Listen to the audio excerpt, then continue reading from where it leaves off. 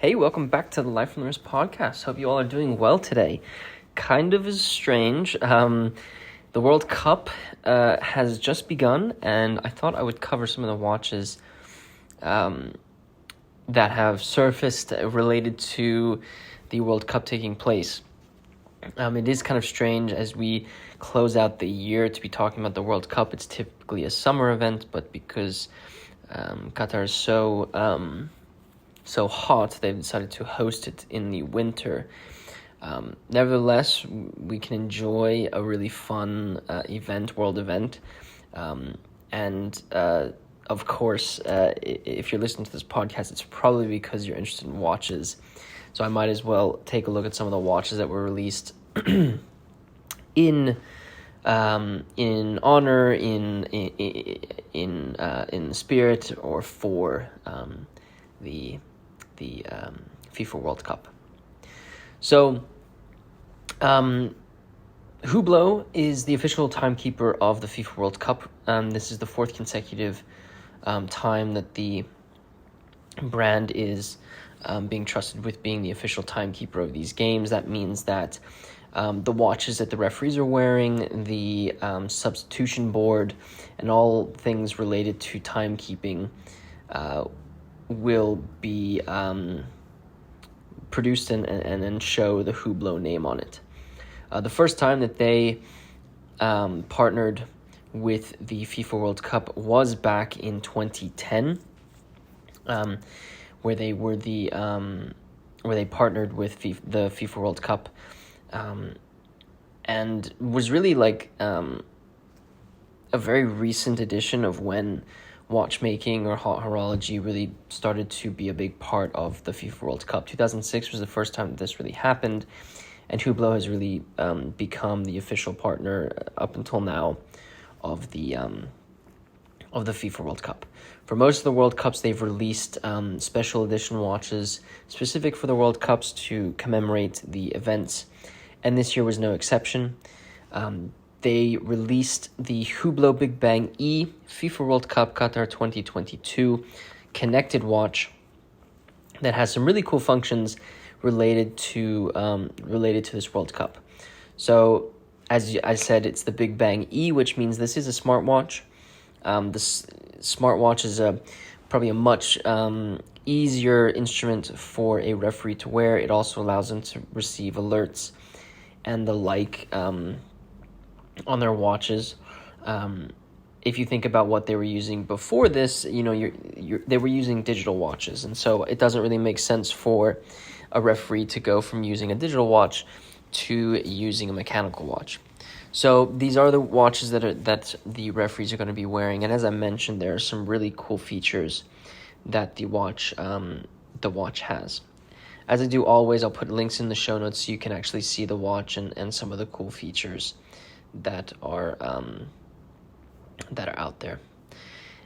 It's a big watch. It's 44 millimeters. Big Bangs obviously are gonna wear a little bit larger too, and so you're gonna be wearing a fairly large watch on your wrist. The case is microblasted and polished black ceramic, 44 millimeters in diameter with 30 meters of water resistance. The crystal is sapphire with anti-reflective treatment, which allows it to be read in those sunny days on the pitch. It runs on the Qualcomm Snapdragon Wear 4100 Plus movement. It has a 1-day power reserve, obviously rechargeable. It has a rubber strap, black and burgundy colored lines, rubber strap with additional black lined rubber strap that is in the that comes with the watch if you purchase it new. There's a black composite deployment buckle clasp, and the watch retails, and this is in US dollars, for $5,800. If you go to the website, you can actually customize the watch, which allows you to customize the screen and also the straps of the watch. So kind of cool features that you're able to see. So it runs on the Wear OS by Google software. So that sort of describes the watch for you. I encourage you to click the link in the show notes so you can actually see the watch while we sort of talk through it. But some of the cool features include are actually really, really cool. So before the tournament started, the Hublot Big Bang FIFA World Cup Qatar 2022 watch will be linked to a countdown and have countdown mode, which basically tracks the days until the opening match, which happened on November 20th between Qatar and Ecuador. With 15 minutes to go before the match, the watch would deliver the team's lineups and the players' profiles, so you can get up-to-date information about the competing teams on your wrist. Once the game actually started, the watch would automatically enter match mode and activate a timeline, which features a feature that was created exclusively for the 2022 version of the Big Bang E FIFA World Cup watches. So previous versions of this did not have that. There's basically an outer ring on the dial that will be a scale split into 5 sections, indicating the first and second halves. Additional time allowed for each of the halves.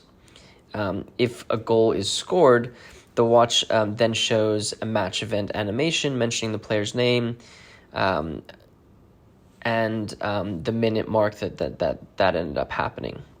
That same thing happens if there are any yellow cards, red cards, or penalties.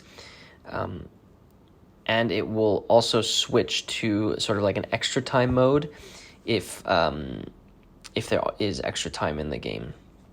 If there are penalties at the end of the game, each penalty is recorded by a football with a green or red outline to indicate whether or not the attempt was successful. And then it will obviously show you the final score once the game is over. You can see these whenever you want. I think it's a pretty cool way for individuals to follow the games along, and experience the FIFA World Cup on your wrist. Now, obviously, you have to be a fan of football, and you have to be a fan of Hublot Big Bangs and of smartwatches. So, a couple things that you have to be a fan of, but I do think it's a pretty cool watch to wear on your wrist and follow this tournament along. I'm sure there are some of you that are probably saying, oh, it's not mechanical, it's a smartwatch. Sure, but maybe try and think of it this way. This is a way that you can experience an event through a watch company that has a global impact on many nations. I'm reminded very often of whenever there's a sporting event of how Nelson Mandela, who is an idol for me. I'm originally from South Africa, so he's a big part of sort of who I am and the history of my family. But I'm reminded of how he mentioned that world sporting events like this are there to unify the globe. And I think no matter if you like the sport or not, I do think it can be a place where you can find some happiness or some sort of unity with those around you. And you might as well do it through watches at the same time. So that was the main watch that was in honor of the FIFA World Cup. But I did stumble across a pretty cool article that was written at the beginning of this month by the New York Times, which basically it was titled "The Watch Faces of Qatar." As the World Cup nears, 6 residents describe their timepieces. And so it actually takes you through some people that the World Cup not the World Cup, that the New York Times interviewed and spoke about some of the watches that they're wearing. Now, a lot of these pieces are not actually related specifically to the Qatar to the Qatar World Cup, but what is cool is it kind of like describes the tastes of those who were in the country and follow the World Cup. So I'll leave a link in the show notes so you can see the individuals and the watches they're wearing. Personally, I think the article was great. I do wish that they put maybe some close-ups of all of the watches that the people were wearing.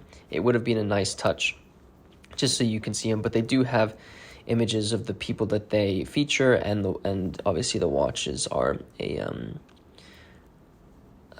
big part of it. So I'll just quickly run through the watches. They One of the individuals that they featured was the head of public programs at M7, a creative startup hub. His name is Fahad Al-Obadli. I apologize if I butchered your name. The watch that he was wearing was a Chopard chronometer LUC 1937, super classic watch. Really, really nice, actually. It's the New York Times sort of described that the watch has a special connection to his maternal grandfather, who always advised him to use time wisely. He considers the vintage Cartier watch that was present from his grandfather to be kind of a family heirloom, and so he doesn't really wear it. So he wears the Chopard, which is in rose gold, and sort of reminds him of his grandfather, and that time is on your side, and that you have to use it carefully. The next individual who was featured was Dana Al-Fardan, who was a composer and singer, and she was wearing a Vacheron Constantin Overseas Chronograph 5500V. I love Vacheron Constantin. The way that she describes it is that this Vacheron Constantin is the perfect accompaniment for me, since it's a watch made for travelers, and I specialize in world music. That's travel to me, that's the world. I thought that was a really nice way of looking at sort of her profession. Then they actually featured Faisal Khalid, who is an ambassador program manager for the 2022 FIFA World Cup. And the watch that he was wearing aptly was a Hublot official FIFA World Cup Brazil 2014 LE automatic. And his little quote is that I was on a trip to London in 2014 and walked past the Hublot shop and asked them if they had any limited edition watches. To his surprise, he was able to snag one of the only 200 pieces created for the 2014 World Cup in Brazil. Fairly cool that he was able to get one. And being an ambassador program manager for this World Cup, it's pretty cool that he was featured with one of the pieces from a past World Cup. Omar Al-Yassin, who is managing partner at the Creative Union, a branding agency and co-founder of Kinwan Dates, was wearing a Tom Ford Ocean 002. I don't really know much about this watch, but by looking at it, I think it has a pretty interesting finish to it and looked quite nice on his wrist. Noor, I apologize if I'm butchering these names. Noor Abusa, who's an artist, was wearing a Chanel Matelassé. I don't know too much about Chanel watches either. I apologize. So I'll skip to just down to the last one, who is Mutaz Essa Barshim, who was a professional athlete and high jumper who won the silver medal at the 2016 Rio Olympics. He was wearing a Richard Mille made for him, the Arms 6702. Perfect for athletes, designed for him, and a pretty cool piece to be wearing. So I encourage you to take a look at the article. There'll be a link in the show notes to the New York Times article. Great article. I wish there were a couple more pictures, but all good. It's a nice read for the FIFA World Cup. I hope you will join me in watching the rest of the World Cup. It really is just beginning. There are so many matches that you can enjoy. Time zones are fun, but I think for a world event like this, I think it's good to encourage those around you to watch the World Cup, as it happens once every 4 years, and first time it's ever happening in Qatar, first time they actually qualified. So please watch it this year. I think it'll be a nice way to spend this holiday season.